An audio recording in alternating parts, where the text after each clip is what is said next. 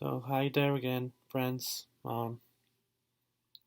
People that are new to this channel. Then again, I'm back to talk about last video.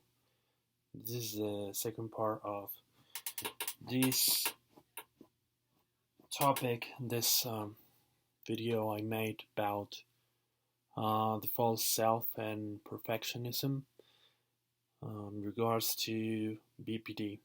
So for this one, I have in mind. I think I would like to try something.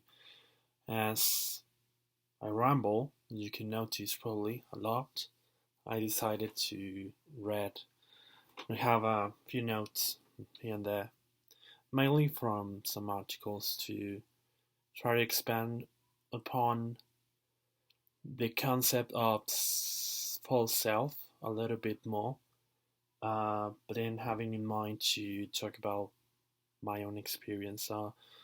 As again, try to reiterate this as much as possible for anyone who might just starting from here to watch this video.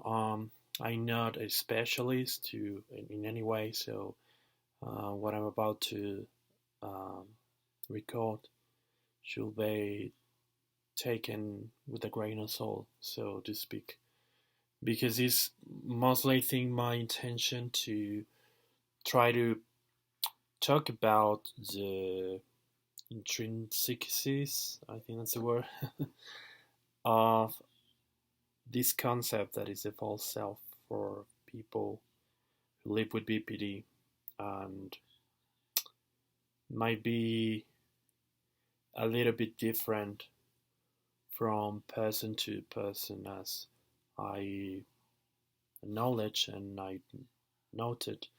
The BPD is a personality disorder that is gonna be very different from person to person. But I think at the core it has an essence to be an identity personality disorder. So as to start with this video, I would like to refer to an article that is talks about a little bit more in the idea of interiorized perfectionism. And I think to talk about perfectionism and to start from there, I would like to refer again and also, sorry, with an article that I'm gonna put below if some of you are interested. Uh, Again, this article is in Spanish, so might not be of a lot of help to not Spanish speaking people. But then again, I think it refers to the falso self or the false self and talks about, I think the author, it's Winnicott. That could be the person that coined this term. I think that it was developed in the 1960s probably. So to start from there, I'm gonna read a little bit about this concept. That is the article, and then go along with uh, anything that comes up. Right? Again, try to do this on the fly, as to leave it as much as personal as possible. So in this work, it is a short reference about the false self. That is a concept again developed by D. Winnicott in 1965, and it describes the ego. That's a physical instance that I think was referred to, described by Freud in the 1920s. I don't remember the exact year, but includes the definition of the self. And Winnicott describes the false self as a way of not being yourself, That's the most simple way to put it. And as a distortion of the personality that consists basically of developed and a developed illusionary or illusory existence since the childhood in order to protect oneself or the true self in this way, in this regard, uh, through a defensive organization, if you will. So it lays, I remember, 5 levels or 5 stages of the false self that I think go um, from down up or up down, whatever you want to name it. Setting one of them in the schizoid pathology, where false self is placed as the unique reality, and the other one that would be the opposite as the healthy false self that was more social and really puts out there this socially put on mask that every now and then um, we all do in order to fit into society and what is expected of us and all of these social spheres or worlds, if you will.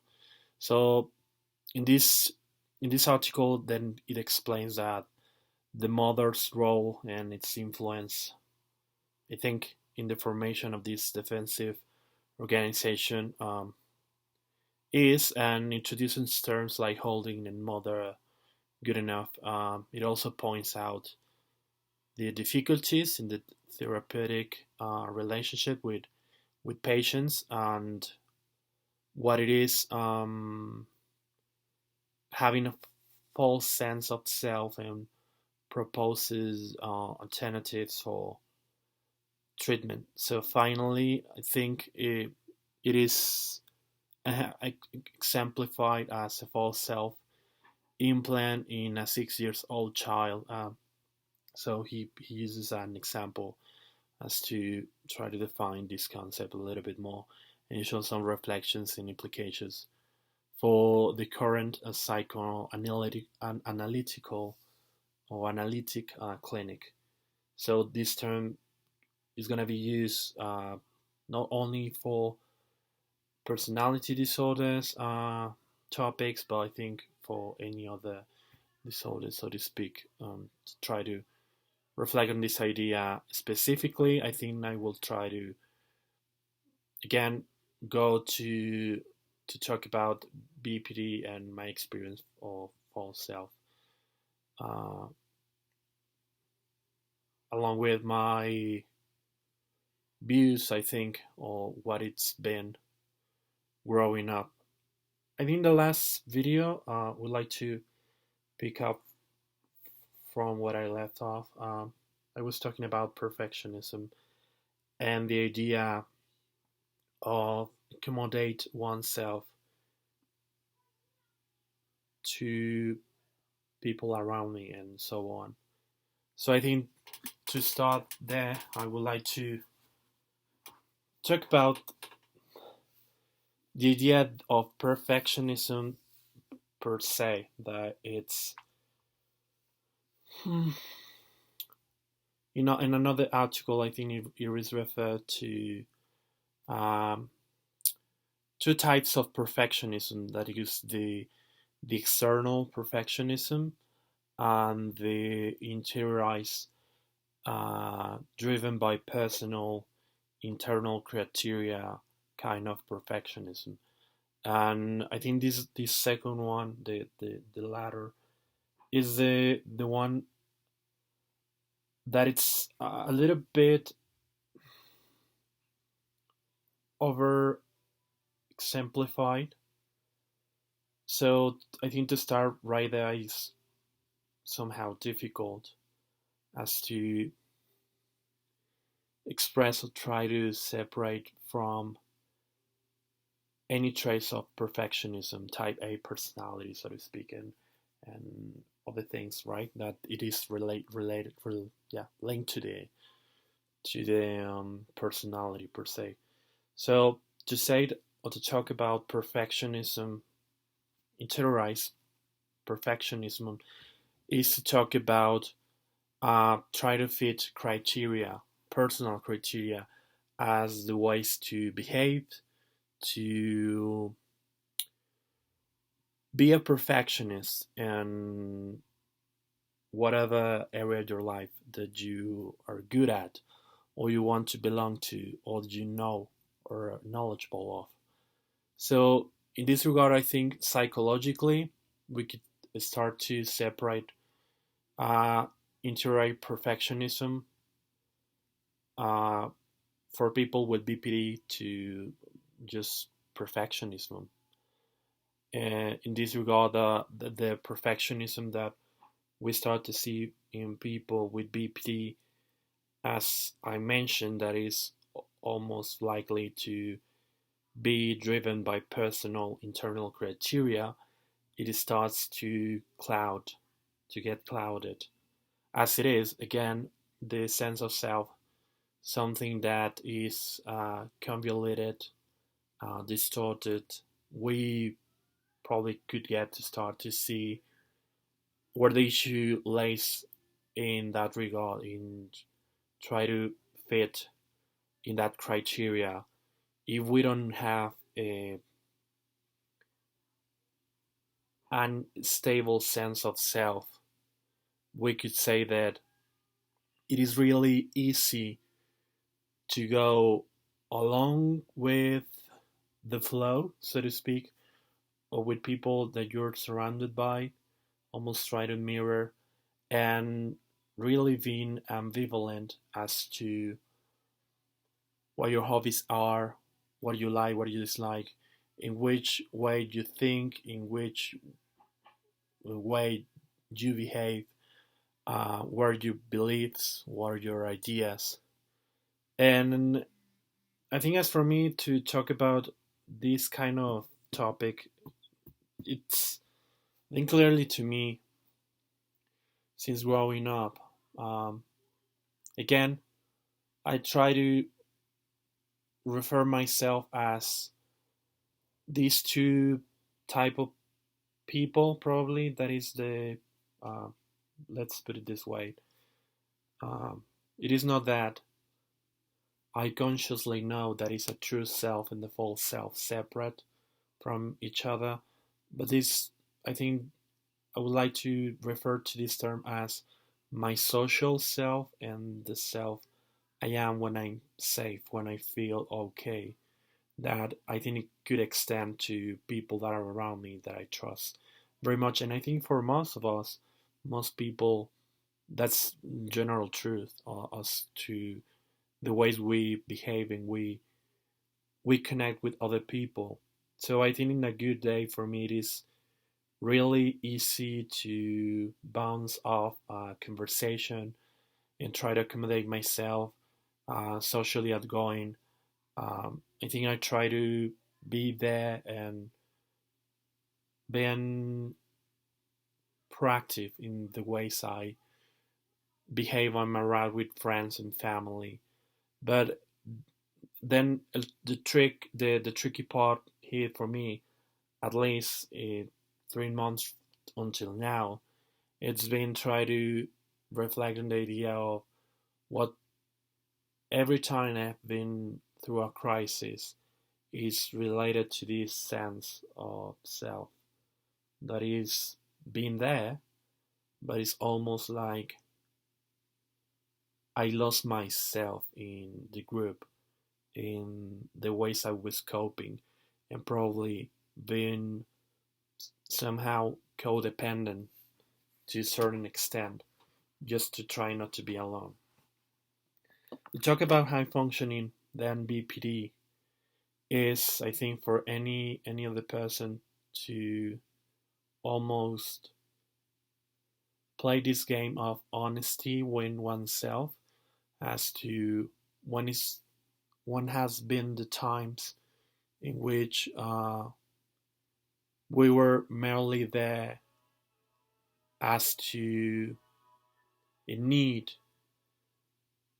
for not being alone or not being abandoned.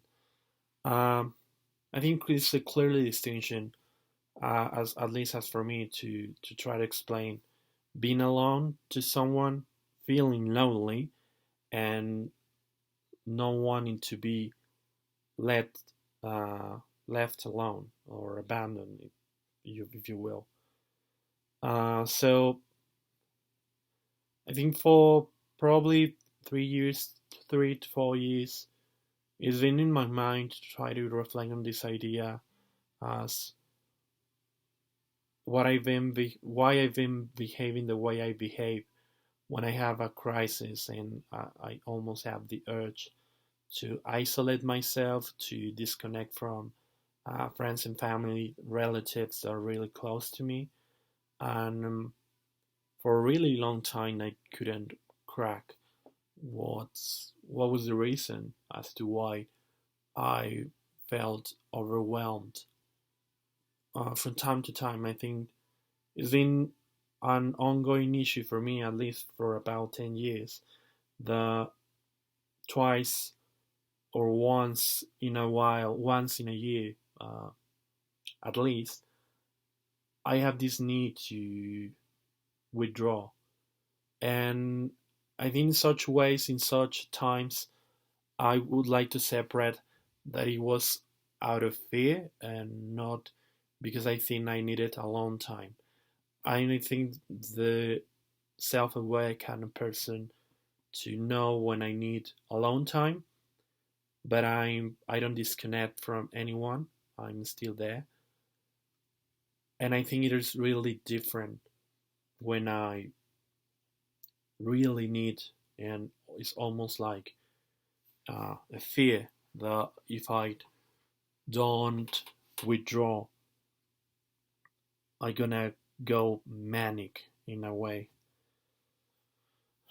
So we're talking really personal here about those kind of episodes because I think my family is at least the most close one to get to know me that well. So when I think I'm in that stage in which I don't want to know about anyone because to be honest, probably I'm just going through a phase of splitting. So in the evaluating part of the splitting, so people that are around me that are probably friends who I then hanging out with, um, or probably in my job or at school back in the day.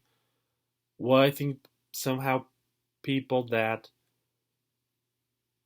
for a long period until I had that need, that urge to isolate, to withdraw, were potential. It's kind of a strange for me to define those as such.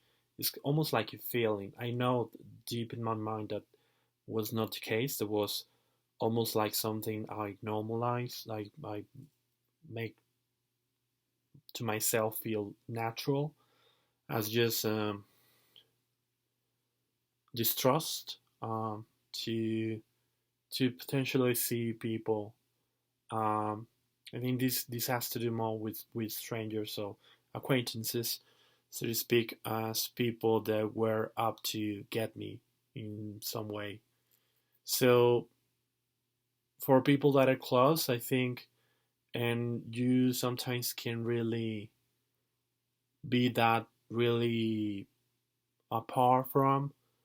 There will be my siblings or my parents at the time. It was really hard for me to not being snappy in some way or fashion. So I think I was almost like feeling for a long time that I needed time to myself, and I was in this standby almost survival mode. So to be left alone, I think was to almost withdraw and try to make a plan, a new plan, as to how to approach socially uh, my life uh, in those days. And still, I think it's something, a trait, a habit, or a pattern that I have grown to be a little bit more aware of. But it's difficult, and I think there's a clear example and clue that I experience just BPD as any other person probably, but more in a more subdued way, quieter, as the subtime suggests. So to talk about that, then it's somehow triggering, or it makes me uncomfortable to be this open and vulnerable. But as I've been reading about radical, open, dialectical behavioral therapy, I think people with BPD, high function BPD, they need to be more open and trusting about any other person. So here goes with the here comes the perfectionism part, and that is thrown in there because to talk about then that coping skill they have per moment, period of time to try to accommodate myself to other people is to simply express the I was in this false self for a long period of time, try to accommodate myself really unconsciously because I think that again could sound so like somehow manipulative, narcissistic trait, so to speak. But I think genuinely, while doing so, that I could define myself as being a very analytical type of person. My intentions were merely from this almost contradictory feeling of wanting to connect and really worry about the people that I am around, but at the same time being distrustful about the people that were around. So little details I think got me hyper focused on the things that are happening because it still happens to me. That I'm almost socially anxious without the timid, demure kind of feeling vibe. Uh, because again, I think I really can accommodate. I may give the serious face as to when I get to interact with other people, but I think really, really, really deep down, I'm fearful and I'm masking that fear with genuine need for them to like me, or at least for them to be happy around me, and yeah, to be safe with them. So I could feel that is a well, at least I view now that I see that that's a projected theme, but I think then perfectionism comes in play, and to say that I'm not worthy, or at least feeling, because again, rationally, I could be thinking things that are completely healthy for other people to hear me saying, to talk about my opinions and so on, but to feel as I need to be good enough, uh, polite enough, uh, what else, intelligent enough to be around, and then have this feeling that some days I'm okay and sometimes I don't, gets me a really confusing state of self or sense of self. So I think that's the key component to talk about BPD in its high functioning form, because I think the most morbid thing that it gets me out of failing, so to speak, is I think the symptoms, the symptomatology of people with BPD, and it's kind of odd to me how I've been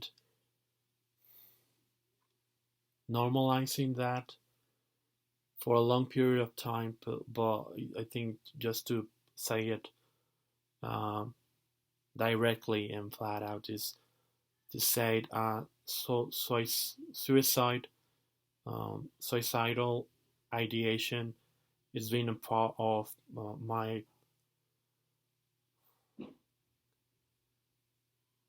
how do you say it, my personality, so to speak, but it's hidden, as I really feel like cannot share. I don't have, first of all, the words to express us to other people. It's something I've been learning too. And second of all, I have this deep need as to know burden other people with my convoluted emotions.